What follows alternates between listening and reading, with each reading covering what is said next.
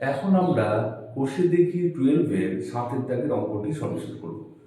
অঙ্কটি রয়েছে একটি নিরেট লোহার গোলার ব্যাসার্ধের দৈর্ঘ্য 2.1 সেমি। ওই গোলাটিতে কত ঘন সেমি লোহা আছে হিসাব করে লিখি এবং ওই লোহার গোলার বক্রতলের ক্ষেত্রফল নির্ণয় করি।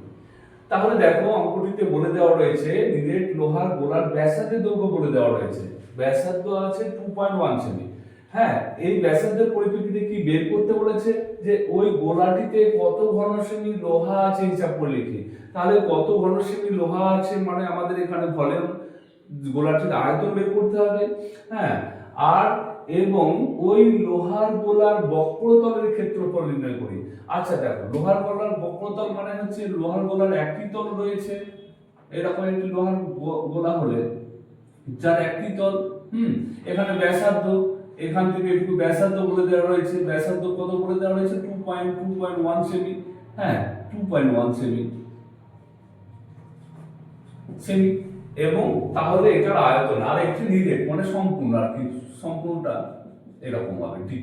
হ্যাঁ, তো দেখো তাহলে নিরেট লোহার গোলার আয়তন আর বক্রতলের ক্ষেত্রফল বা সমগ্রতলের ক্ষেত্রফল আমাদের নির্ণয় করতে হবে। তাহলে আমরা প্রথমত লিখে নিচ্ছি নিরেট লোহার গোলার ব্যাসার্ধের দৈর্ঘ্য, নিরেট লোহার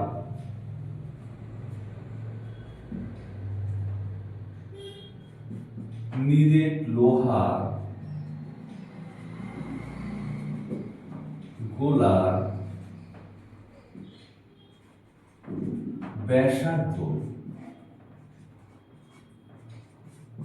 ব্যাসার্ধ সমান কত বলেছে 2.1 সেমি। অতএব নিরেট লোহার গোলার আয়তন সমান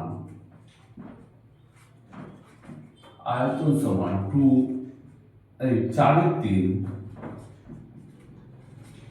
পাই আর কিউ ঘন একক। হ্যাঁ, সূত্রটি লিখে দিলাম এখন। এবার আমরা সমান দিয়ে লিখবো, এখানে সমান থেকে একটু বাদ দিয়ে দিচ্ছি।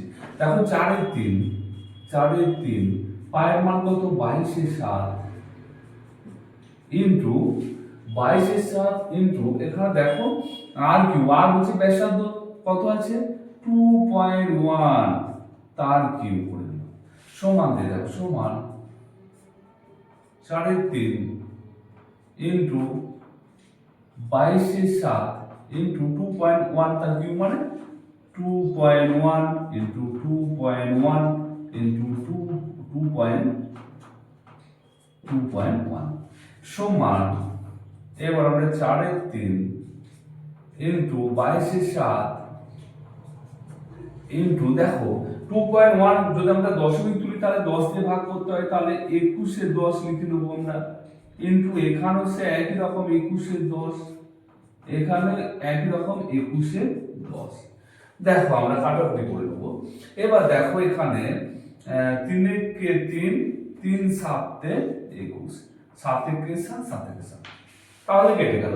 আচ্ছা দেখো এইরকম সিচুয়েশনে যদি থাকে তাহলে আমরা আর কাটাকাটি করব না। দেখো 4 কে এখানে 2 আর 4 10 আর 4 আছে, কাটাকাটি যাবে, আমরা কাটাকাটি করব না, যেহেতু আবার গুণ করতে আমাদের সমস্যা হবে বা তাকে আবার ভাগ করতে সমস্যা হবে। সুতরাং আমরা এবার কি করে নেব, এখানে দেখো যেমন 21 আছে, সুতরাং 3 দিয়ে যাবে। এখানে কেন করবো না, এই কারণে যাতে ভাগ করতে হবে সেটা আমরা বুঝতে পারছি। তার মানে 21 আছে, 21 কে আমাদের এখানে 10 আছে, 10 দিয়ে যাবে না, সুতরাং সেই ক্ষেত্রে আমরা ভাগ তো করতে হবে। সুতরাং সেই জায়গায় আমরা গুণ করব না, এই কাটাকাটি আর করব না, উপরগুলোকে সব গুণ করে দেবো, নিচে যত আছে তত লিখে নেবো, তাহলে আমাদের আবার ভাগ করতে সুবিধা হবে। তাহলে দেখো আমরা এবার গুণগুলো করে নিচ্ছি, আমরা একটু রাফ সাইডে গুণগুলো করে নিচ্ছি। দেখো 4/88, তাহলে এখানে আরেক লাইন আমি লিখতে পারি যে কত থাকছে 4 ইন্টু 22 ইন্টু 21 ইন্টু 21 বাই নিচে হচ্ছে একটা আর 3টে শূন্য, 3 10 গুণ করলে 1000। তাহলে উপরে কোনো গুণ করলেও আমরা দেখো উপরে করে 4/88 একবারে করে নিচ্ছি 88 কে কত দিয়ে 21 দিয়ে গুণ করবো, তাহলে 88 হয়ে যাচ্ছে ইনটু 88 গুণ 8 গুণে 16 আর 8 গুণে 16 একে 17, তাহলে 8 8 6 14 8 6 14 আর 7 আর 1 8 আর 1 করতে 1, তাহলে এত হলো। এইটাকে আবার কত দিয়ে গুণ করতে বলেছে, 21 দিয়ে গুণ করতে হবে। দেখো 21 দিয়ে গুণ করতে হবে, তাহলে আমরা কত 1848 হয়ে গেল। আর এখানে দেখো 8 দুগুণে 16 8 দুগুণে 16 4 দুগুণে 8 আর 1 9 8 দুগুণে 16 2 কে 2 আর 1 3 সমান হয়ে গেল 8 8 আর 6 14 এই চল 6 আর 4 10 6 আর 4 10 9 আর 8 17 হ্যাঁ 17 আর হাত রেখে 18 আর এখানে 6 আর 7 আর 8 আর এখানে 3 করতে 3, তাহলে হয়ে গেল কত আমাদের হয়ে গেল 3808 আর নিচে কত 1000 দিয়ে ভাগ সমান। দেখো সমান এখানে দেখো তাহলে কটা তিনটের পর দশমিক 1000 দিয়ে ভাগ, তিনটে শূন্য আছে তাহলে তিনটের পর দশমিক হবে, তাহলে 38 হ্যাঁ 0.8008 একক কি হবে না আয়তনের ঘন সেমি, ঘন আর এখানে সেমি একক সেমি আছে, সুতরাং ঘন সেমি। হ্যাঁ তাহলে আমাদের আয়তনটা বের হয়ে গেল নিরেট লোহার গোলা। এবার আমাদের পরবর্তী ক্ষেত্রে বলেছে ওই লোহার গোলার বক্রতলের ক্ষেত্রফল নির্ণয় করি। তাহলে বক্রতল মানে সমগ্রতল, এখানে সমগ্রতলটা বা বক্রতল, তাহলে আমরা লিখব অতএব নিরেট, আবার লিখছি নিরেট লোহার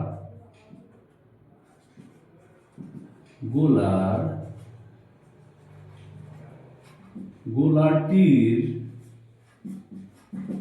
বক্রতলের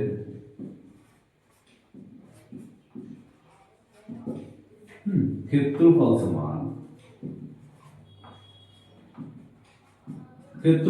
কি হবে না সমগ্রতলের ক্ষেত্রফল বা বক্রতলের ক্ষেত্রফলের সূত্র হচ্ছে 4 পাই আর স্কয়ার, হ্যাঁ আর স্কয়ার বর্গ একক। তাহলে সমান এখানে কি করব আমরা 4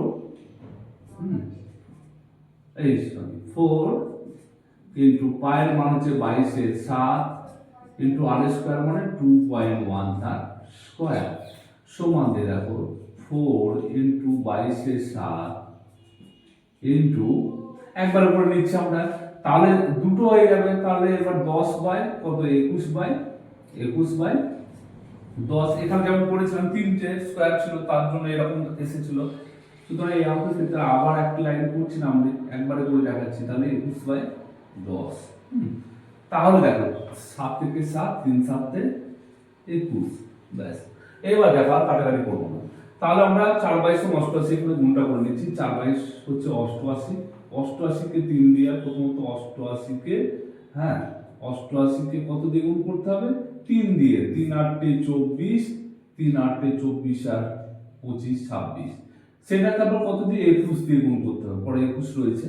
তো দেখো 21 দিয়ে গুণ করলে 264 ইনটু 264 হচ্ছে, তার 1 দিয়ে গুণ করলে আবার 2 দিয়ে গুণ করলে 2 দিয়ে 4 এই 4 দিয়ে 8 4 দুই 8 আর 6 দুই 12 আর 2 দিয়ে 4 আর 5, তাহলে হয়ে গেল 4 8 আর 8 আর 6 14 আর 2 আর 2 4 আর 5 আর এখানে 5, তাহলে কত হলো আমাদের এখানে আসলো তোমার 5544 বাই নিচে হচ্ছে দুটো 10 গুণ করলে 100 সমান দুটোর পর দশমিক হয়ে যাবে, তাহলে 55.44 এখানে একক কি হবে না বক্রতলের ক্ষেত্রফল বলেছে, তাহলে বর্গ সেমি।